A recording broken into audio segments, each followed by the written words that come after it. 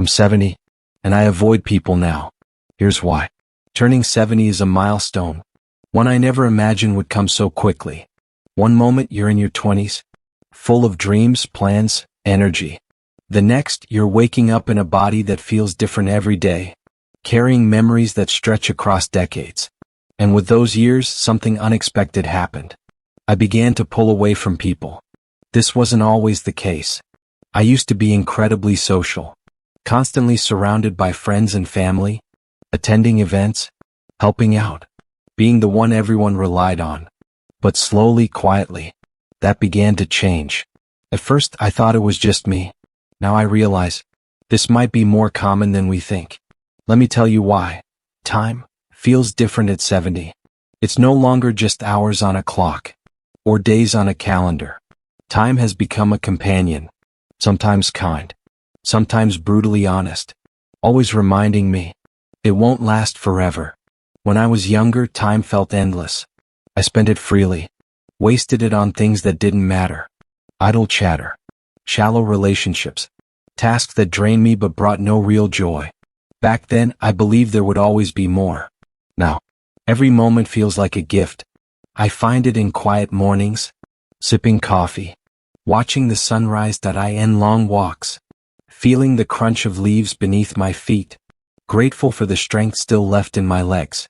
In evenings, sitting in my favorite chair, lost in memories of a life fully lived. I used to think the more people I saw, the fuller my life would feel. But I've learned, it's not about quantity, it's about quality. That's why I protect my time now, because I finally understand how precious and irreplaceable it is. Relationships change over time, and so do we. Some friendships deepen, strengthened by shared memories and mutual grace. Others fade, quietly without drama, like a book you put down and never pick up again. At 70, I've accepted that not every relationship is meant to last forever. And that's okay. I've stopped chasing people who don't add meaning to my life. I've stopped apologizing for needing peace over performance. I no longer feel guilty for choosing solitude over socializing. It's not that I don't value relationships. I value them more than ever. But now, I crave depth, not noise. I seek connection, not just company.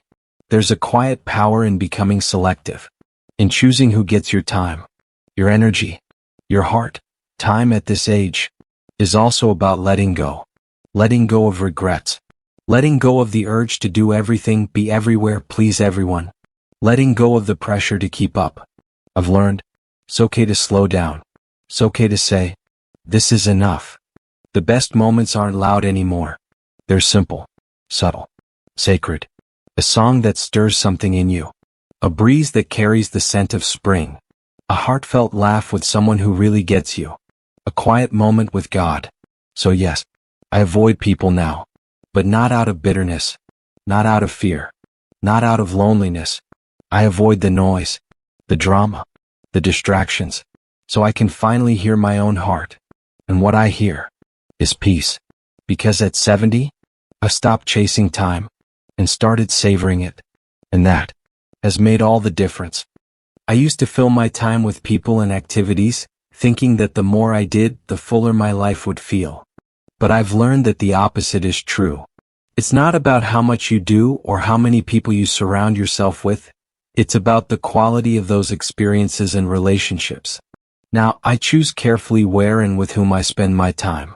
I'd rather have a quiet conversation with someone who truly understands me than attend a crowded gathering where I feel like a stranger in a sea of faces. The truth is, I've become fiercely protective of my time because I've realized how irreplaceable it is. When you're young, you think there's always tomorrow to fix a mistake, rekindle a friendship, or chase a dream. But as you age, you understand that there are fewer tomorrows than you'd like to admit. This doesn't make me sad. It makes me intentional. I don't waste hours on meaningless drama, shallow conversations, or obligations that don't align with my values. Instead, I pour my time into what truly matters: my health, my passions, and the people who bring light into my life. There's a profound peace in this shift. I've stopped feeling guilty about saying no to things that don't serve me. I no longer feel the need to explain myself when I choose solitude over socializing. It's not that I don't value relationships. In fact, I value them more than ever. But my focus has changed. I want my connections to be genuine, my conversations to be meaningful, and my days to feel full, not just busy. Time at this stage in life is also about letting go. Letting go of regrets over wasted moments, letting go of grudges that once seemed important, and letting go of the need to do it all. I've learned that it's okay to slow down and simply be. There's no rush anymore, no race to the finish line. The best moments aren't in grand achievements but in the small, quiet joys. A favorite song, a warm breeze, a heartfelt laugh. So yes, time feels more precious than ever. But it also feels richer. I've stopped chasing it and started savoring it. And in doing so, I've found a kind of contentment I never knew was possible. At 70, I don't want to waste a single moment. Not because I'm afraid of running out, but because I finally understand what a gift it truly is. 2. Relationships change and so do we. As the years pass, relationships transform in ways you might never anticipate. Some grow stronger, deepened by shared memories and mutual understanding, while others fade quietly, like a book you've put down and never picked up again. At 70, I've come to accept that not all relationships are meant to last forever. And that's okay. What I've learned is that the people who remain in your life during this stage are often the ones who truly matter. When I was younger, relationships were everything. I surrounded myself with friends, colleagues, neighbors, and acquaintances, always trying to maintain connections and be part of something larger. I was the person who remembered every birthday, showed up for every event, and tried to keep everyone happy. But over time, I realized how much energy it took to maintain relationships that didn't always nurture me in return. Life has a way of naturally pruning the branches of your social tree. People move away, get busy, or change in ways that make it hard to stay connected. Some relationships end with heartbreak, others simply with time.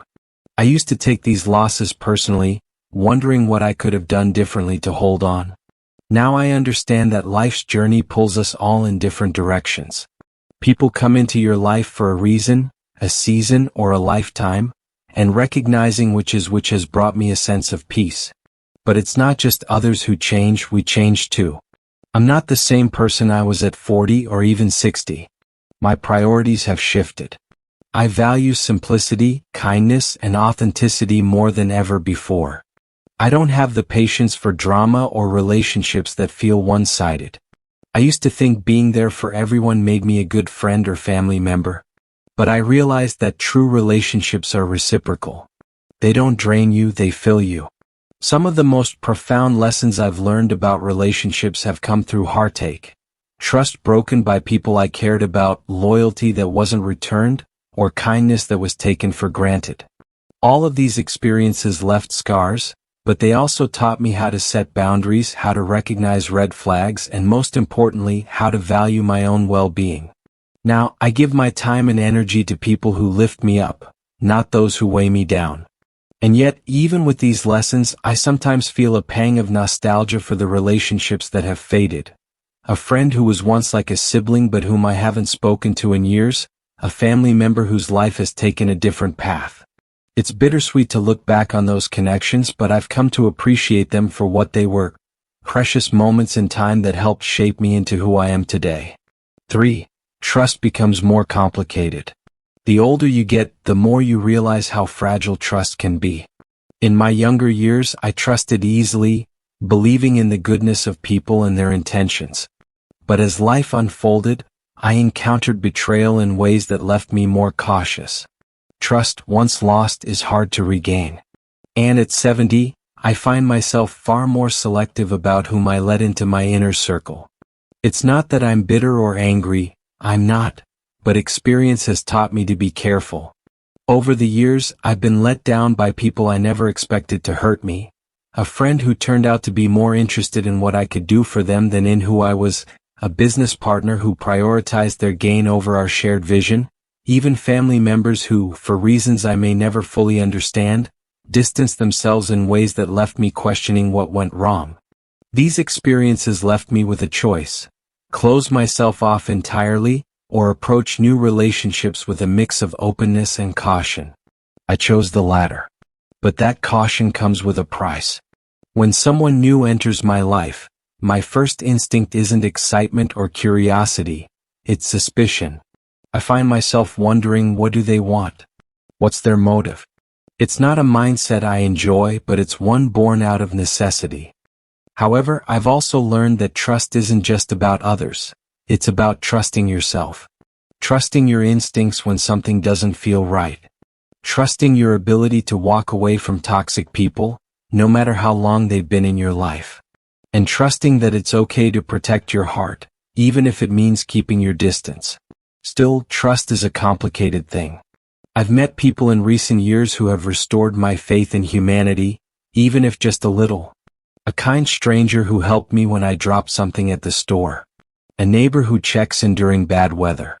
These moments remind me that while trust may be harder to give now, it's not impossible.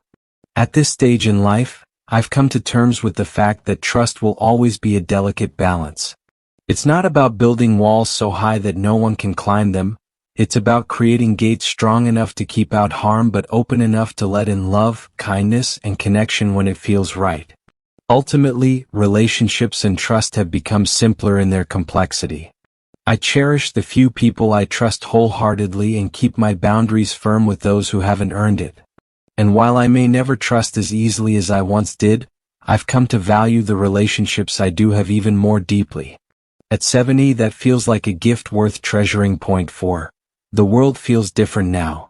At 70, I look around and sometimes barely recognize the world I once knew.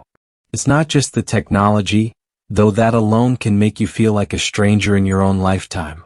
It's the pace, the values, the conversations, even the noise. When I was younger, life moved slower. People looked you in the eye. There was time to sit on a porch and talk, really talk, without distraction. We wrote letters instead of texts. We waited for things and somehow appreciated them more because of it. Now everything is instant. Communication, gratification, opinions. There's so much noise, online, on the news, in the air. Everyone seems to be shouting and few seem to be listening. It's overwhelming and sometimes it makes me want to retreat into silence. But the changes aren't all bad. I've seen progress too. Movements toward equality, people speaking up, mental health being taken more seriously, and conversations we never would have had decades ago are now happening in the open. That gives me hope. Still, it's hard not to feel like the world has sped past me in some ways. I try to keep up, but I no longer feel the need to understand every new app, every trend, every headline. And I've made peace with that. I don't need to be plugged into everything to feel connected to what matters. I find my peace in the quiet now, in a morning cup of tea, the rhythm of birdsong, a walk where I leave my phone behind. These moments ground me. They remind me that the world may have changed, but I haven't lost my place in it. I've just shifted where I find my meaning. It's also changed how I interact with people. I value presence more than ever, real, face-to-face connection, free of distractions. I crave sincerity over polish and depth over popularity. I used to try to keep up. Now I try to stay true. This modern world can feel unfamiliar and, at times, lonely. But in its own way, it's also invited me to slow down and focus on what's truly important: peace, authenticity, and presence. So yes, the world feels different now. But I've learned that I can choose how I respond to it. I don't have to lose myself in the rush. I can move at my own pace. I can still find beauty in simplicity. And that, in itself, is a kind of wisdom I'm grateful to have earned. 5. I'm not done growing. One of the biggest surprises about growing older is realizing just how much growth is still possible. When I was younger, I thought by 70 I'd have it all figured out. I imagined wisdom would arrive like a completed book, written, bound, and shelved. But life doesn't work that way. Growth doesn't stop just because you've hit a certain age. If anything, it deepens. I'm still learning things about myself, what I need, what I can let go of, what truly matters. I'm learning how to forgive more easily, how to hold space for grief without letting it swallow me, how to say no without guilt, and how to say yes to the things that light me up inside. I've learned that healing isn't linear, that even old wounds can resurface, and that's okay. It means there's still room for transformation. I've discovered new passions I never would have considered in my younger years. I've started journaling again, reading poetry, planting a small garden, and even exploring parts of my faith with fresh eyes. There's something liberating about this stage of life. When the pressure to prove yourself fades, you can finally just be yourself. I've also learned that emotional maturity doesn't always come with age. Some people grow old but stay stuck in old patterns. But I choose to grow through what I've gone through. I choose to evolve. Some days that growth looks like letting go of the past. Other days it looks like trying something new, even if it's as simple as a different route on my daily walk or striking up a conversation with someone new. I used to believe that aging was a kind of ending. But now I see it as a new chapter, one with its own lessons, challenges, and beautiful discoveries. So no, I'm not done growing. I may move more slowly. I may take longer to process things. But the fire within me to keep learning, keep loving, keep becoming, that hasn't dimmed. In fact, it burns brighter than ever. Because the truth is, if you're still breathing, you're still becoming. And at 70, I'm becoming someone I'm truly proud of. When they visit, catching up with old friends or engaging in causes that matter to me, those connections feel more meaningful now because they are a choice, not an obligation. I no longer feel the need to say yes to every invitation or maintain relationships that drain me. Solitude has also helped me appreciate the relationships that remain. When I do spend time with others, I'm fully present, savoring the moments we share. There's no rush, no distraction, just the joy of being together, however briefly. I think solitude teaches you to love yourself in a way that no amount of external validation ever could. It shows you that your worth isn't tied to how many people surround you or how busy your social calendar is. It's in the quiet moments when you realize you're enough, just as you are. At 70, I've learned that solitude isn't a sign of loneliness, it's a sign of strength. It's a choice to step away from the noise, to protect your peace, and to focus on what truly matters. And in that choice, I found a happiness that's deeper and more enduring than I ever imagined. Why I avoid people now. At this stage of my life, avoiding people isn't about bitterness or resentment. It's about peace. After 7 decades of giving, learning, and sometimes hurting, I've come to understand that not every relationship is meant to last, and not every connection is worth the energy it takes to maintain. It's a lesson that's both freeing and bittersweet, one I've embraced not out of sadness but out of necessity. For most of my life, I was the kind of person who put others first. I gave my time, my energy, and my heart freely, often without expecting much in return. I wanted to be liked, to be helpful, to be someone others could depend on. And for a long time that felt right. I thrived on being needed, on showing up for others, on being the steady hand people could rely on. But life has a way of teaching you what your boundaries should be, even if it takes decades to learn the lesson. I've been let down by people I trusted, hurt by those I loved, and drained by relationships that took far more than they gave. There were times I ignored the red flags because I wanted so badly to see the good in someone. There were times I stayed in situations that chipped away at my happiness because I thought that's what loyalty meant. Now, at 70, I see things more clearly. Avoiding people doesn't mean I've given up on humanity. It means I've learned to protect my own well-being. I no longer feel obligated to keep toxic relationships alive or to engage in situations that leave me feeling empty. I've traded the noise of social obligations for the quiet of meaningful solitude, and I've never felt more at peace. I avoid people who bring drama into their lives and mine. I avoid those who make everything about them, who never ask how I'm doing or seem to care about the answer, if they do. I avoid people who take my kindness for granted, assuming it's endless. And most importantly, I avoid situations that make me feel like less than who I truly am. This isn't to say I've closed myself off completely. I still cherish the relationships that matter, the friends and family who have stood the test of time, who show up not because they need something but because they care. Those connections are sacred to me, and I nurture them with all the love I have left to give. But I no longer feel the need to cast a wide net. A smaller, deeper circle is more than enough. In some ways, avoiding people has allowed me to appreciate them more. When I do spend time with others, it's because I truly want to, not because I feel obligated. The conversations are richer, the moments more memorable because they're chosen, not forced. 7. Does this sound familiar? I often wonder if others in my age group feel the same way. Is it just me, or does time naturally make you more selective? Do the disappointments and betrayals of life lead all of us to guard our hearts more closely, to prioritize our peace above all else? When I look back, I realize that much of my younger life was spent trying to meet other people's expectations. I wanted to be everything to everyone, a good friend, a reliable partner, a supportive family member. But as the years went on, I began to see how exhausting that was, and how little of myself I had left by the end of it. Now, I've stopped apologizing for protecting my time and energy. I've stopped feeling guilty for choosing solitude over socializing. And I've stopped wondering if there's something wrong with me for needing space to breathe, reflect, and simply be. If you're in your 60s, 70s, or beyond, maybe you've found yourself making similar choices. Maybe you've started to pull away from relationships that no longer serve you, or situations that leave you feeling drained instead of fulfilled. Maybe you've noticed that you value quality over quantity when it comes to the people in your life. It's not an easy transition.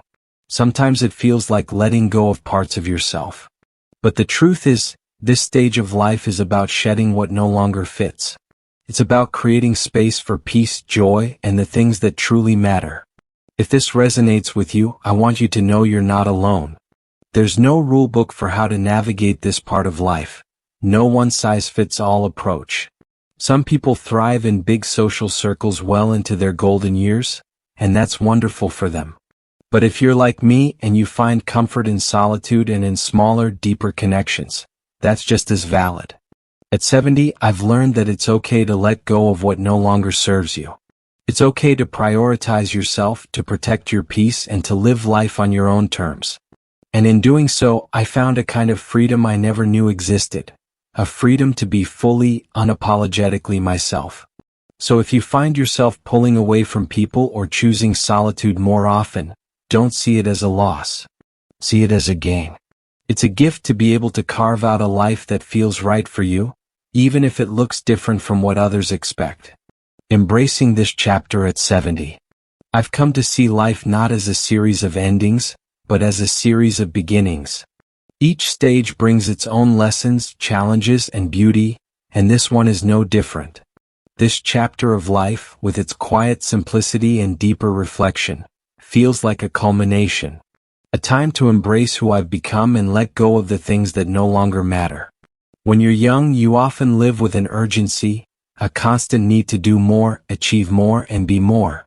There's a restlessness that drives you forward, fueled by the belief that the future holds endless possibilities. But as you age, that restlessness fades. You stop chasing what's out there and start appreciating what's right here. It's not about giving up, it's about shifting your focus. This chapter is about simplicity. It's about savoring the small moments that often go unnoticed. The morning light streaming through the window, the laughter of a grandchild, the familiar warmth of a loved one's embrace. These are the moments that anchor me, that remind me of what's truly important. It's also about reflection. At 70, I find myself looking back on the life I've lived, not with regret, but with gratitude. There were triumphs that filled me with pride, mistakes that taught me resilience, and heartbreaks that shaped me in ways I couldn't understand at the time. Each experience, no matter how small, has woven the tapestry of my life. But this chapter isn't just about looking back. It's about looking forward too. There's a quiet excitement in knowing that I still have time to create, to learn, and to grow. It's a time to focus on what brings me joy, whether that's nurturing a garden, exploring a new hobby, or simply taking time to be still. One of the most beautiful parts of this chapter is the freedom it brings. The freedom to let go of expectations, both those imposed by others and those I've placed on myself. I no longer feel the need to prove anything or to meet some arbitrary standard of success. Instead, I've embraced the idea that simply being is enough. This chapter has also taught me the importance of saying no. No to obligations that drain me. No to relationships that no longer serve me. And no to the pressures of trying to be everything to everyone. In doing so, I've made space for the things that truly matter: peace, love, and connection. There's a kind of courage that comes with aging, a willingness to live authentically and unapologetically. I no longer fear being judged for my choices or misunderstood for my actions. At 70, I've earned the right to prioritize my well-being, to speak my truth, and to live life on my terms. This chapter is also about gratitude. Gratitude for the life I've lived, the people I've loved, and the memories I've made. Gratitude for the strength that has carried me through tough times, and the joy that has illuminated the good ones. And gratitude for the simple fact that I'm still here, with more life to live and more lessons to learn. So, what does embracing this chapter truly mean?